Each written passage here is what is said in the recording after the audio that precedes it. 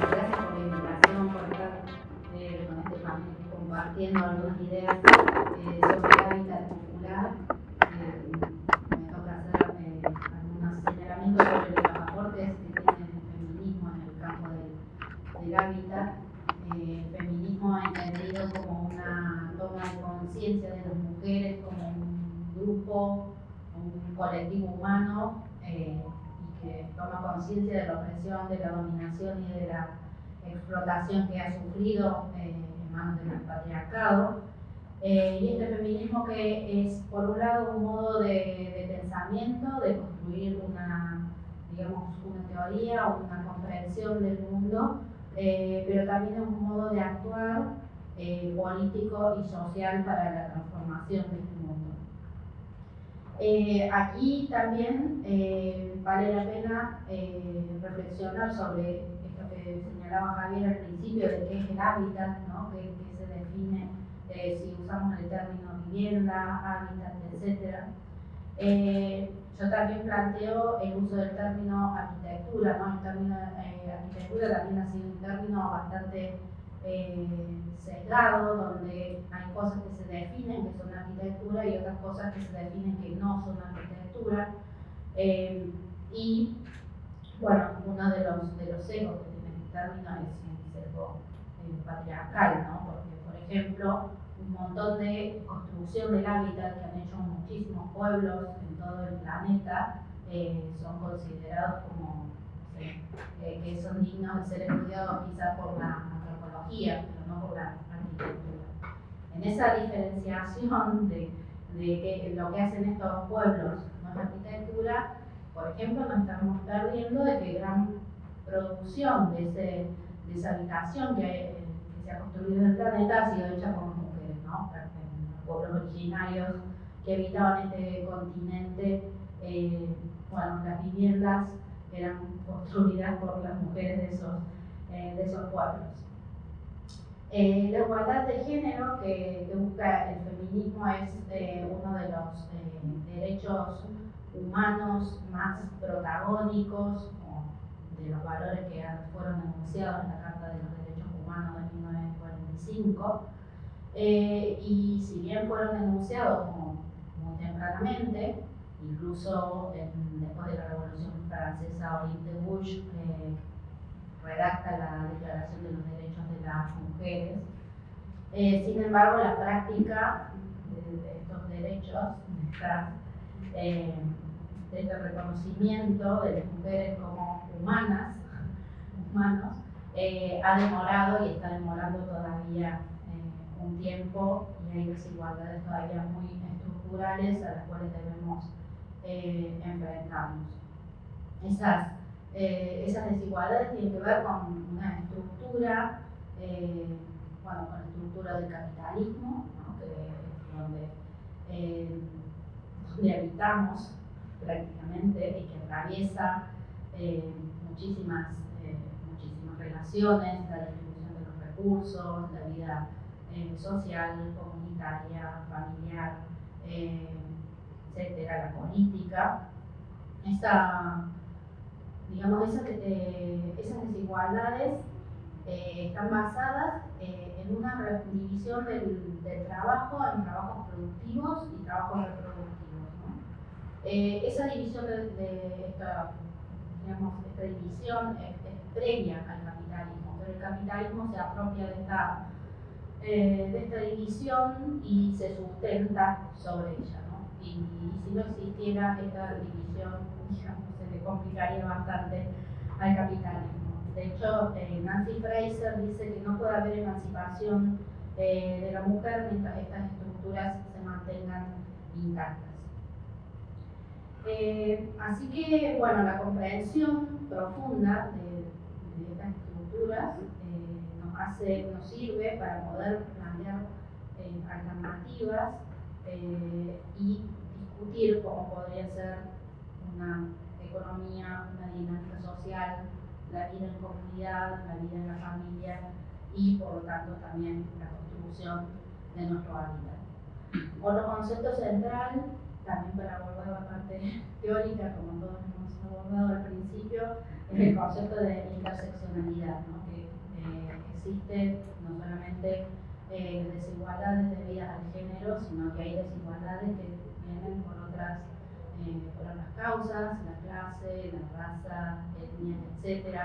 Todas esas desigualdades se entrecruzan y producen una gama compleja de desigualdades que no pueden ser analizadas por separado, y creo que en esto del hábitat son por demás pertinentes este concepto. Yo planteo algunos puntos por donde avanzar o por donde también se está avanzando en estos momentos y que tienen que ver con algunas dimensiones. Por un lado es una dimensión simbólica donde quizás para mí sería como la más fácil de abordar porque no cuesta nada reconocer lo que han hecho las mujeres, este reconocimiento simbólico, es decir, lo estamos trabajando en el campo del patrimonio, con el reconocimiento de las autorías de arquitectas en determinadas obras. Carolina Quiroga hizo una presentación para el reconocimiento de Delfina Gálvez como coautora de la Casa sobre el Arroyo, con la Comisión Nacional de Monumentos. Mañana me anuncian que va a salir la declaración de patrimonio de los panteones de Chacarita, de Italanfurio Villa, por la legislatura de la Ciudad de Buenos Aires. Son pequeños hitos donde hemos ido insistiendo para que edificios o quienes han intervenido en su concepción, y es importante poder obtener ese reconocimiento. Otros reconocimientos tienen que ver con la brecha, el cierre de la brecha salarial, ¿no? Que es uno de los más complicados. Se ha estado avanzando en el cierre de esa brecha, pero durante la pandemia se retrocedió porque la crisis siempre impacta de manera más fuerte sobre las mujeres. Algunos informes del Banco Mundial, etcétera, que son los que sacan la vuelta, estiman que recién en unos 100 años podríamos estar cerrando estas brechas, más que del tema salarial, porque yo creo que el tema es como más complejo cuando estamos viendo trabajos productivos y reproductivos, cómo tendría que dividirse tanto el tiempo como los recursos. Y bueno, a lo mejor no solamente la brecha salarial lo que hay que alcanzar, ¿no? El cierre de la brecha salarial. Después, un segundo punto sobre el que me apunté tiene que ver con la tercera pata que señalaba Javier, este tema del árbitro, del tema del Estado, cómo se tendría que transformar o cómo se está transformando dentro de este tema, ¿no? Favoreciendo la participación política de las mujeres, como lo hizo Evita a través del voto, la participación política de las disidencias, también como lo está haciendo la ley de cupo trans, la transformación de normas discriminatorias, las capacitaciones que se están haciendo de la ley Micaela, que ayudan a que quienes toman decisiones puedan conocer estas cuestiones. Se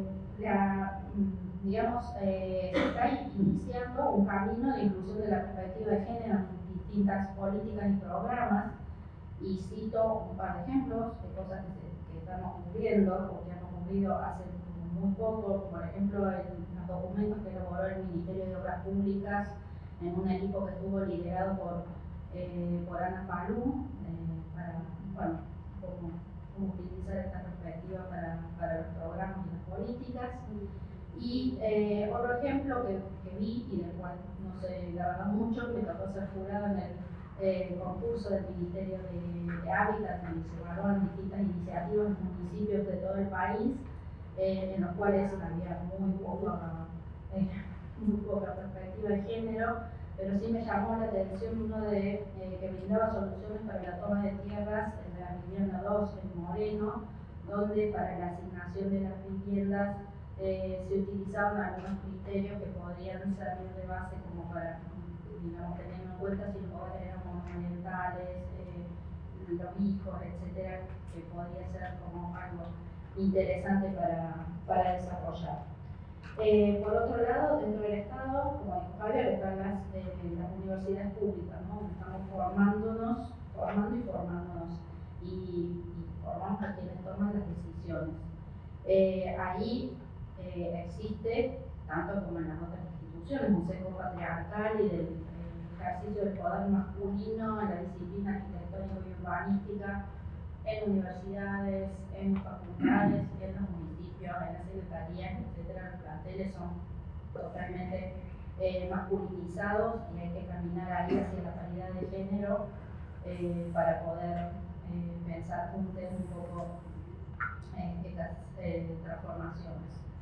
En ese sentido estamos trabajando en un proyecto dirigido por Natalia Citaflo de Tucumán, un proyecto del Ministerio de Ciencia y Tecnología, un PST, estudiando lo que ocurre en las distintas universidades de la Argentina, cómo se dan estas situaciones en la Facultad de Arquitectura, tanto en la formación de los cuerpos docentes, los contenidos que se están dictando, las distintas posibilidades de formación que tienen disponibles, etcétera, etcétera. Eso estamos haciendo en este momento un mapeo que terminaremos a finales de este año para después poder hacer algunas propuestas. De hecho, ya venimos haciendo propuestas y organizando cursos mientras van saliendo los resultados de manera antes del informe final, ¿no? El otro aporte que podemos hacer desde la perspectiva de género es la manera de hacer el diagnóstico, ¿no? Porque podemos hacer propuestas, tomando propuestas que se han hecho en otros lugares, pero yo creo que necesitamos previamente hacer estudios específicos o tomar algunas herramientas que ya han sido tomadas por otras ciencias, otras disciplinas. La sociología hace rato que trabaja con estas perspectivas, y como siempre la arquitectura y el urbanismo se resistieron y recién están tomando conciencia de que acá hay como un potencial para trabajar y para investigar, y yo en particular como integrante del CONICET y del Instituto de Espacialidad Humana, me siento como muy interpelada por este vacío de conocimiento, donde se podría introducir estadísticas diferenciadas, hacer como un estudio específico tanto de género como de nuestra propia realidad. En el sentido han avanzado, por ejemplo, el INDEC tiene una encuesta de uso del tiempo que tiene material como muy valioso, y también menciono el Mapa Federal de Infraestructuras de Cuidado que hizo el Ministerio de Mujeres, Género y Diversidades, que nos brindan algunas herramientas y unas puntas para seguir trabajando. Y un cuarto punto referido al hábitat es pensar nuevas tipologías, nuevos espacios, nuevas escalas referidas a nuestra relación, nuevas tipologías. Algunas son tipologías que ya existen, por ejemplo las guarderías, que se llaman muchísimas desde el principio del siglo XX que se hacen estos espacios, pero ahora hay como una idea de que estas infraestructuras tienen que estar como mucho más disponibles en los lugares de trabajo. El otro día había un equipo proyectando, que yo estaba observando, y estaban diseñando un centro cultural, un teatro, y era un equipo integrado todo por señores arquitectos. Y decían, bueno, podemos ponerle una guardería al teatro, porque yo vi esto en Europa, que te ponían una guardería al teatro, que está buenísimo, ¿no? Porque mientras los mayores pueden asistir a la obra, los niños, las niñas y niñas pueden estar ahí en la guardería. No se dan cuenta que esto era una innovación de la tipología con perspectiva de género. No se lo quise decidir, no sé por qué eliminar, ¿no? Pero sí, brindar estos espacios. También, en el instituto hemos dado cursos, talleres donde en paralelo organizábamos talleres para las niñas de quienes participaran en el curso y que digamos, madres y padres estuvieran liberados para poder estudiar. Y así hay como una serie de tipologías a tener en cuenta: lactarios, baños sin género, los lugares para el parto, las clínicas de aborto, que tienen que ver con garantizar el derecho a la salud, a los derechos sexuales y reproductivos, y también el derecho a la recreación. También sirve repensar los lugares masculinizados, por ejemplo los patios de las escuelas, ocupados digamos, por las canchas de fútbol, o a veces a nivel urbano en las calles a determinadas horas. Pensar en una vivienda que no reproduzca estereotipos de género o que contribuya a cuestionarlo. Pensar que la mayor parte de los femicidios ocurren en el interior de las viviendas que diseñamos, así que algo tendremos que poder pensar alrededor de ese tema. Bueno, las casas de acogida para las víctimas de violencia de género. Pensar también en el envejecimiento de la población, que es un problema principalmente femenino, que bueno, ahí está el programa Casa Activa, que supongo si van a comentar algo buenísimo, que es un ejemplo que a mí me gusta citar en clases del Ministerio de Hábitat. Pensar en las distintas escalas, el trazado de los viajes que hacen las mujeres dentro de la ciudad es más complejo que el de los hombres, porque se ocupan de hacer más cosas, entonces entender un poco cómo y además usan más el transporte público que los varones, y que lo utilizan el transporte público con una lógica ya meramente productiva, no van al trabajo, vuelven del trabajo a la casa, de la casa básicamente. Bueno, y ya cierro un poco dejando todas estas juntas y cosas para seguir pensando, pero lo que planteo es de esta construcción feminista del hábitat, pensarla desde aquí como una construcción propia. Existe un urbanismo, digamos, feminista que ya se está haciendo en otras partes del mundo, pero siempre teniendo en cuenta estos ejemplos como para evaluarlos y ver qué nos sirve aquí, porque no sirve de nada trasladar directamente estas cosas que a lo mejor funcionan bien, no sé, en Barcelona, pero aquí somos otro lugar, con otra mentalidad, otros problemas. Entonces tenemos que construir una perspectiva feminista del hábitat